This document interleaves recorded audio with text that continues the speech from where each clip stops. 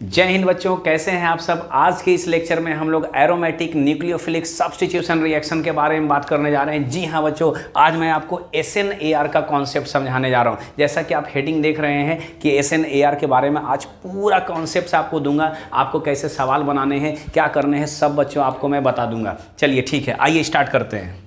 आइए बच्चों स्टार्ट करते हैं। देखिए आपको क्या करना है यहाँ पे। सबसे पहले आपको समझना क्या है बच्चों, ये बेंजीन रिंग है और बेंजीन रिंग के सामने बच्चों न्यूक्लियोफाइल है। बेंजीन रिंग के सामने बच्चों क्या है? न्यूक्लियोफाइल। आइए इसका मतलब क्या है कि आज के इस लेक्चर में हम लोग बेंजीन रिंग के ऊपर बच्चों न्यूक्लियोफाइल का अटैक देखना चाहते हैं। इसी रिएक्शन को एरोमेटिक न्यूक्लियोफिलिक सब्स्टिट्यूशन के नाम से जाना जाता है। जी हाँ बच्चों, तो आज बेंजीन रिंग और न्यूक्लियोफाइल का रिएक्शन कैसे होगा इसको अब हम लोग कराते हैं। बच्चों बेंजीन रिंग के बारे में आपने पढ़ा था कि बेंजीन रिंग खुद एक पाई बॉन्ड डोनर है। क्या है बच्चों? ये पाई बॉन्ड डोनर है, पाई बॉन्ड डोनेट करता है। और अगर ये पाई बॉन्ड डोनर है तो ये खुद एक न्यूक्लियोफाइल है और सामने एक न्यूक्लियोफाइल नेगेटिव चार्ज वाला है। बच्चों अगर दो न्यूक्लियोफाइल आमने सामने आए तो नॉर्मल कंडीशन में क्या होगा बच्चों? नॉर्मल कंडीशन में दोनों में रिपल्सन, दोनों में क्या हो जाएगा बच्चों? रिपल्सन। क्यों रिपल्सन हुआ आपको समझ में आ गया? क्योंकि ये भी पाई बॉन्ड डोनर है, ये भी न्यूक्लियोफाइल है और सामने अटैक करने वाला भी न्यूक्लियोफाइल है। तो जिससे रिएक्शन हो रहा है वह भी न्यूक्लियोफाइल और जिससे रिएक्शन होगा वो भी न्यूक्लियोफाइल। बच्चों दोनों में क्या हो जाएगा? रिपल्सन। तो नॉर्मल कंडीशन में भैया ये रिएक्शन नहीं होने वाला है। आइए कॉन्सेप्ट का एक लाइन लिख दे कि अंडर नॉर्मल कंडीशन, बच्चों नॉर्मल कंडीशन में न्यूक्लियोफाइल जो है इसे बेंजीन रिंग स्ट्रांगली रिपेल्ड करता है। बच्चों क्या करता है? स्ट्रांगली रिपेल्ड करता है, strongly repelled by benzene ring. यानी नॉर्मल कंडीशन में तो भैया ये रिएक्शन नहीं होगा। न्यूक्लियोफाइल बेंजीन रिंग से नहीं जुड़ सकता है क्योंकि दोनों के बीच में क्या हो जाएगा बच्चों? रिपल्सन। लेकिन इन प्रेजेंस ऑफ, आइए कंसेप्ट वाली बात, इन प्रेजेंस ऑफ, अगर मान लीजिए बेंजीन रिंग में एक स्ट्रॉन्ग EWG अगर लगा हुआ है बच्चों, EWG का मतलब इलेक्ट्रॉन विड्रॉइंग ग्रुप अगर लगा हुआ है तब भैया यानी तब न्यूक्लियोफाइल जो है अटैक करेगा। कहाँ अटैक करेगा बच्चों? तब न्यूक्लियोफाइल अटैक करेगा बेंजीन रिंग पे और तब जाकर के ये रिएक्शन जो है पॉसिबल है। आई होप आप कंडीशन समझ गए होंगे कि नॉर्मल कंडीशन पे न्यूक्लियोफाइल स्ट्रांगली रिपेल हो जाता है किसके द्वारा? बेंजीन रिंग के द्वारा। लेकिन in presence of strong EWG nucleophile attack कर देगा किस पे बच्चों? बेंजीन रिंग को। चलिए इसका मैकेनिज्म मैं आपको समझाता हूँ, तब तक आप इसका स्क्रीनशॉट ले लीजिए। चलिए बच्चों, तो आपने समझ लिया कि कब ये रिएक्शन होगा। EWG के प्रेजेंस में रिएक्शन होगा। लेकिन ये रिएक्शन कहाँ होगा ये भी जानना जरूरी है बच्चों। ये हेलो एरीन या हेलो बेंजीन में होता है, यानी बेंजीन पे हैलोजन होना चाहिए। बेंजीन पे क्या होना चाहिए बच्चों? हैलोजन होना चाहिए। आइए पहले मैं आपको कुछ कॉन्सेप्ट्स यहाँ पे समझाता हूँ बच्चों। ये बेंजीन रिंग है, ऊपर हैलोजन है और मान लीजिए नीचे पे NO2 ग्रुप लगा हुआ है। क्या लगा हुआ है बच्चों? NO2। आइए अब यहाँ पर आगे यहाँ समझते हैं कि क्या है ये। तो ये बेंजीन रिंग है, यहाँ पर NO2 ग्रुप लगा हुआ है। तो यहाँ पे एक और ले लेते हैं बच्चों, यहाँ पर X है, यहाँ पर NO2 ग्रुप लगा हुआ है। बच्चों ये है ऑर्थो और ये क्या है बच्चों? मेटा। और ये क्या है बच्चों? पैरा। तो एक बात याद रखना है कि जो इलेक्ट्रॉन विड्रॉइंग ग्रुप जो लगा हुआ है EWG, यानी बच्चों रेजोनेंस जो है ये काम करेगा दो पोजिशन पे, या तो ऑर्थो पे या तो कहाँ पे? पैरा पे। मेटा पोजिशन पे बच्चों रेजोनेंस नहीं लगता है, मेटा पोजीशन पे रेजोनेंस काम नहीं करेगा। तो इन्हीं दोनों जगह पर रिएक्शन होने जाएगा। तो होता है क्या बच्चों? Electron withdrawing group benzene ring का इलेक्ट्रॉन डेंसिटी घटा देता है। इनका काम है इलेक्ट्रॉन को खींचना। जैसे ही इलेक्ट्रॉन को नीचे खींचते हैं तो इस कार्बन पे धीरे धीरे डेल्टा पॉजिटिव डेवलप होने लगता है। आइए, बड़ा बढ़िया बात। क्या लगा हुआ है बच्चों? हैलोजन। और हैलोजन के पास डेल्टा निगेटिव है, उसका EN पावर अच्छा है, तो ऊपर से हैलोजन खींच रहा है और नीचे से EWG। तो इस कार्बन पे क्या डेवलप हो जाता है बच्चों? Positive charge. यही पॉजिटिव चार्ज सेंटर बन जाता है बच्चों न्यूक्लियोफाइल के अटैक का। न्यूक्लियोफाइल के किसका? अटैक का। ये न्यूक्लियोफाइल, अब देखिए यहाँ पे ये EWG है, ऑर्थो पे रेजोनेंस काम करेगा और यहाँ पे ये खींचेगा तो ये कार्बन सेंटर बनेगा पॉजिटिव चार्ज का और न्यूक्लियोफाइल बड़ा आसानी से यहाँ पे क्या कर देगा बच्चों? अटैक कर देगा, रिएक्शन पॉसिबल हो जाएगा। आइए अब इसका मैं आपको मैकेनिज्म दिखाता हूं। पहले तो मैं आपको इस कॉन्सेप्ट समझा दिया हूं कि कहां रिएक्शन होगा और क्यों होगा। चलिए बच्चों अब इसका मैकेनिज्म देखते हैं। Let's see the mechanism. Reaction का मैकेनिज्म क्या होगा बच्चों? रिएक्शन 2 स्टेप में चलने वाला है। जी हाँ बच्चों, 2 स्टेप में। ऊपर में बच्चों X लगा हुआ है, मान लीजिए नीचे NO2 है और यहाँ पर न्यूक्लियोफाइल है भैया। बच्चों होगा क्या, अब जैसे जैसे धीरे धीरे यहाँ पर डेल्टा पॉजिटिव चार्ज जब आया है तो बच्चों न्यूक्लियोफाइल इस पोजीशन पर अटैक करेगा और ये जो स्टेप है बच्चों ये स्लो है और स्लो स्टेप को बोलते हैं बच्चों RDS। क्या बोला जाता है बच्चों? RDS।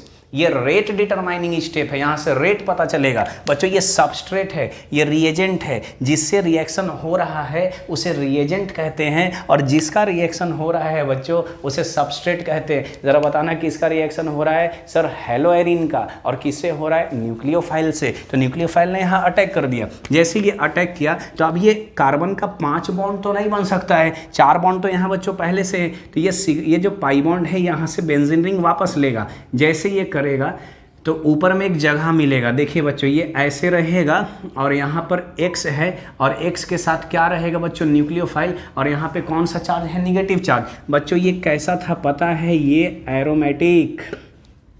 कैसा था बच्चों? एरोमेटिक। और यहाँ पता है यहाँ हाइब्रिडाइजेशन क्या है बच्चों? यहाँ हाइब्रिडाइजेशन है sp3 और sp3 के साथ ये कैसा हो गया? Non aromatic. कैसा है बच्चों? Non aromatic. लेकिन नॉन एरोमेटिक होते हुए भी बच्चों ये रेजोनेंस स्टेबिलाइज है। कैसा है बच्चों? ये रेजोनेंस स्टेबिलाइज है। देखिए ये पूरा सिस्टम जो है ये कंजुगेटेड है, यहाँ रेजोनेंस स्टेबिलाइज है। लेकिन एक कार्बन भी अगर sp3 हाइब्रिडाइजेशन में आया तो वह कैसा हो जाएगा बच्चों? Non aromatic. लेकिन नॉन एरोमेटिक होते हुए भी ये कैसा है बच्चों? रेजोनेंस स्टेबिलाइज, जिसे आप सिग्मा कॉम्प्लेक्स के नाम से जानते हो। आइए स्टेप नंबर 2 देखते हैं बच्चों। ये फास्ट हुआ कि स्लो हुआ? स्लो हुआ।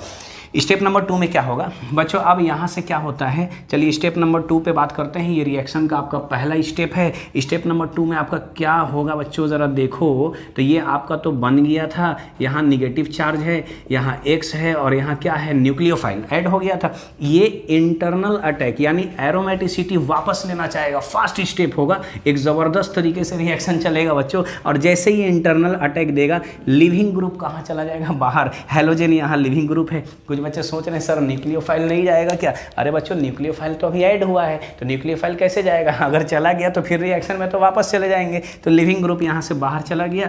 जैसे लिविंग ग्रुप यहाँ से बाहर गया बच्चों बेंजीन अपना एरोमेटिसिटी वापस लाया और साथ में न्यूक्लियोफाइल को यहाँ ऐड कर लिया। ये रिएक्शन का स्टेप नंबर कैसा है बच्चों? 2। तो आप देख रहे हैं फाइनली बेंजीन रिंग पर कौन आ गया है बच्चों? न्यूक्लियोफाइल ऐड हो चुका है।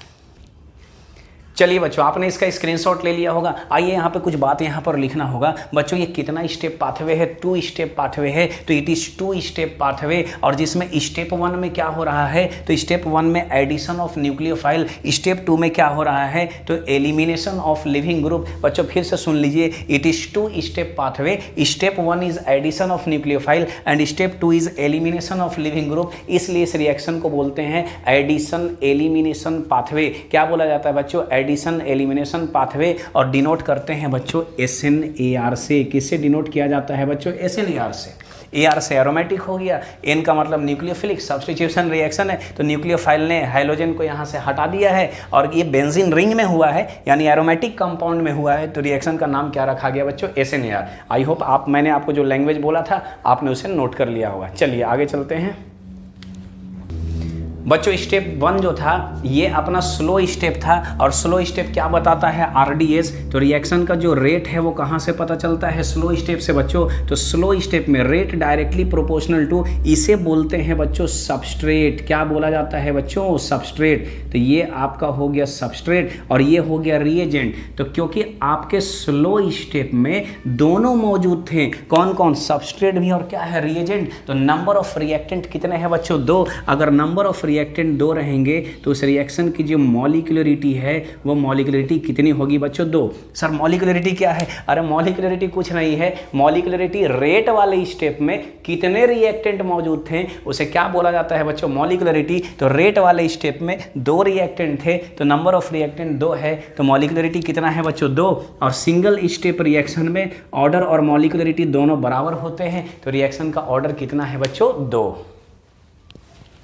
तो चलिए बच्चों, आपने SNAR का मैकेनिज्म देख लिया होगा। आइए ज़रा अब इसका रिएक्टिविटी ज़रा चेक करते हैं। तो बच्चों, आपको एक बात समझ में आ गया कि EWG अगर रहेगा तो EWG बच्चों इंक्रीजेज द रेट, यानी ये रेट बढ़ाएगा, क्योंकि हम लोग पढ़ चुके हैं increases the rate of SNAR। बच्चों, आपको पता है कि जब तक EWG नहीं होंगे तब तक SNAR रिएक्शन नहीं होगा। तो EWG इंक्रीजेज द रेट और EDG जो है बच्चों वो डिक्रीजेज द रेट, यानी डिक्रीजेज द रेट ऑफ क्या हो जाएगा बच्चों, SNAR में अगर रेट बढ़ाना है तो भैया EWG लाओ, और अगर रेट घटाना है तो क्या लाओ, EDG इलेक्ट्रॉन देगा, न्यूक्लियोफाइल का रिपल्सन हो जाएगा, भाग जाएगा। आइए ज़रा एक एग्जांपल मैं आपको समझाता हूँ।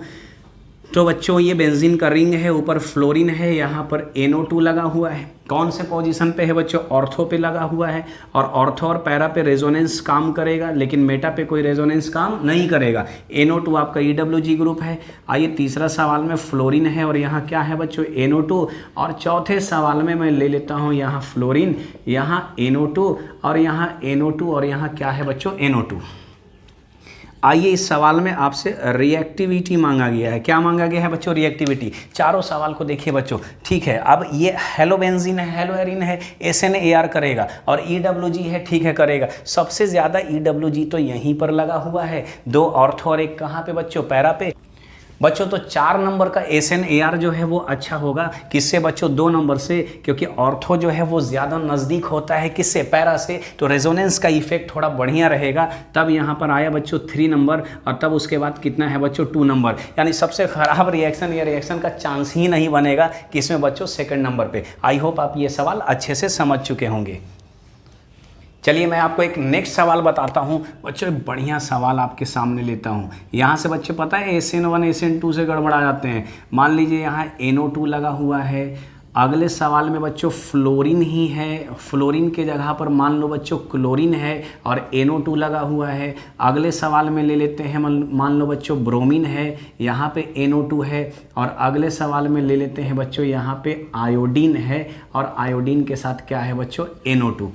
इसमें आपको SNAR की रिएक्टिविटी बतानी होगी कि सबसे अच्छा SNR कौन करेगा। तो बच्चों, EWG तो सबके पास है और वो भी सब पैरा पे है, और बाकी तो हेलोबेंजीन तो है ही। तो बच्चों के दिमाग में क्या जाता है, बच्चे गलती कर जाते हैं 4th नंबर ऑप्शन को टिक करके, उनको SN1 SN2 याद आ जाता है। याद रहे SNAR जो है एंटायरली डिफरेंट है बच्चों SN1 और SN2 से। इनका SN1 और SN2 से कोई मतलब नहीं है। ये चार्ज डेंसिटी या इलेक्ट्रॉन डेंसिटी पे काम करता है। बच्चों, फ्लोरीन की इलेक्ट्रोनिगेटिविटी सबसे ज़्यादा, तो EN इसका हाई रहेगा तो इलेक्ट्रॉन को ज़्यादा खींचेगा, और EWG तो सब में सेम थे बच्चों, लेकिन ऊपर से जो खींचने का पावर था वो सबसे ज़्यादा किसका था, फ्लोरीन का। तो यहाँ पे डेल्टा पॉजिटिव चार्ज सबसे ज़्यादा होगा, जिसके चलते बच्चों न्यूक्लियोफाइल सबसे अच्छा अटैक बोलो फ्लोरीन वाले में करेगा, जो कि ये SN2 रिएक्शन SN1 नहीं करता था।